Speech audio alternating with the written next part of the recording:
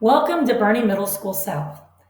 Today we're going to share with you a day in the life of a Charger and everything else you need to know to get started.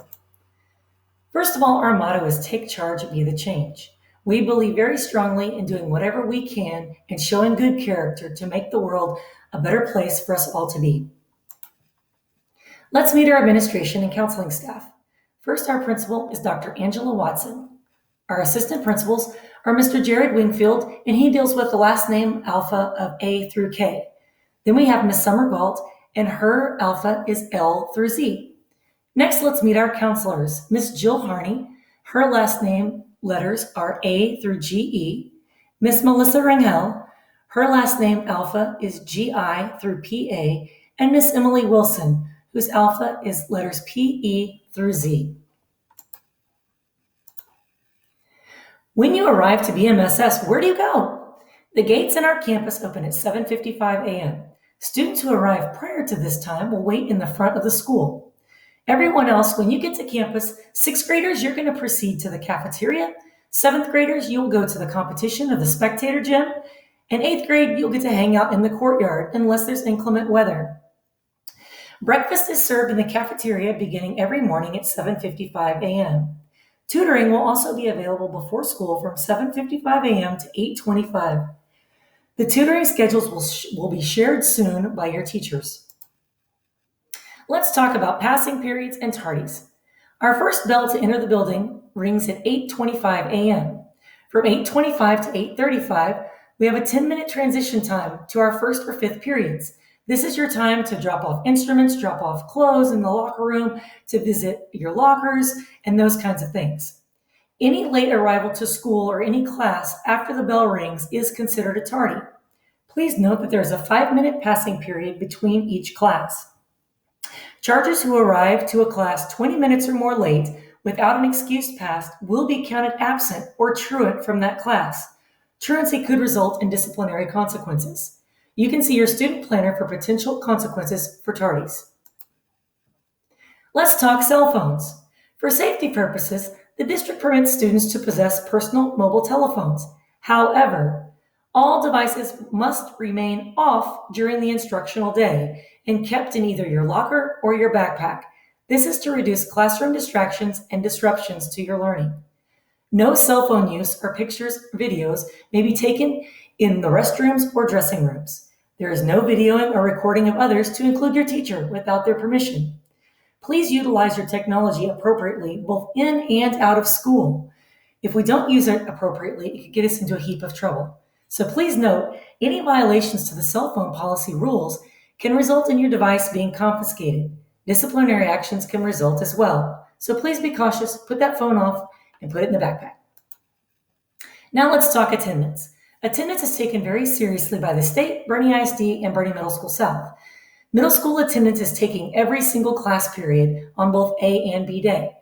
Any charges with absences that cause them to be absent for a large portion of time could be in jeopardy of failing that class per state law.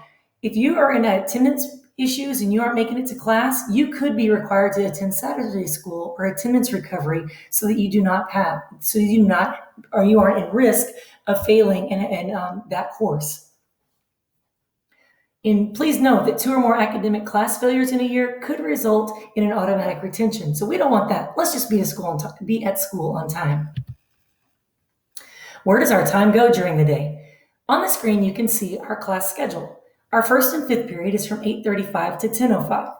Second and sixth period runs from 10:10 to 11:45 with a 5-minute announcement at the beginning of that period. During third and seventh, we will have our lunch times, and you can see those posted on the screen. Then after lunches, we will move to study hall for a 25-minute study period. And then we'll move to fourth and eighth period, our last period of the day, beginning at 2:30 until 4 o'clock. When is my lunch, you say? Well, it depends on where you are, third or seventh period. This year, first lunch, students who are in math, physical education, wellness, robotics, and facts and human services will all attend first lunch. Second lunch will be students that are in third or seventh period science, college and career classes, social studies, digital literacy, yearbook, or media and design classes. Our third lunch will be attended by our students who are in either German or Spanish, band or choir, ELAR, STEM, art and theater, orchestra, and student leadership. Your teachers will be able to give you more details in third or seventh period. When it's your lunchtime, you will report to your class. You will drop off your belongings if you have first lunch, and then you will go to lunch. If you are in second lunch, you will go to class, attend half of your class, go to lunch, and then come back and finish the second half of your class. If you go to third lunch, you will go to class, attend your entire class, and then at the end, you will leave your belongings in class, go to lunch, and then return to that same class before the passing period of study hall. So I've already discussed some of this, but lunches are during our third and seventh period. You're dismissed to lunch by your teacher. Please make sure you walk to and from the cafeteria. That's really important for student safety. Chargers, you must be seated in your very own seat. No saving seats or sharing in the cafeteria. Once you're seated, if you need something, raise your hand. A teacher will acknowledge you and give you permission to get up to take care of what you need.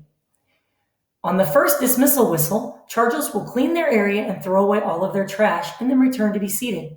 On the second dismissal whistle, chargers will wait to be dismissed by the adult or the teacher on duty in that area. They will dismiss you to the courtyard for a 5-minute social time. So let's talk social time. 5 minutes in the courtyard to hang out with your friends. Let's note, only water can leave the cafeteria. Any other food, drink, ice cream, all those kinds of things need to be finished before you leave the cafeteria or thrown away in the cafeteria. And that's just for our own safety so that bees and different things and varmints don't come into our courtyard area because of all the sticky and sugary foods and things that we may be putting in the trash cans. Chargers, please exhibit proper behavior in the courtyard area, which means no running. And on that note, for safety purposes, chargers need to stay on sidewalks and paved areas. Please stay out of the mulch, and we certainly don't want to throw it. Chargers, walk to class when the whistle blows to end our lunch and releases you back to the building. Remember that classes are still going on in the school building, so we need to make sure we enter the building quietly. Now, in order to respect classes that are going on during our lunch block when we are out in the courtyard, please stay away from the following areas. Near the B wing, or the B building, you will see the outside courtyard here. In this red square, which is up right next to the doors, we want to stay away from that area. For once, it's kind of a blind spot. It's not very easy for us to be able to see. And secondly, it's disruptive to the hallway. Now we look over at the E wing. In the E building, you can see the stairs and the nice building. Right here in the red block is the staircases. We want to stay, everybody needs to stay off the ramps and the stairs and down in the courtyard area until the whistle blows. At that time, you may go up the stairs and enter the building. All right, we'll be back later to talk more about Charger Life Part 2.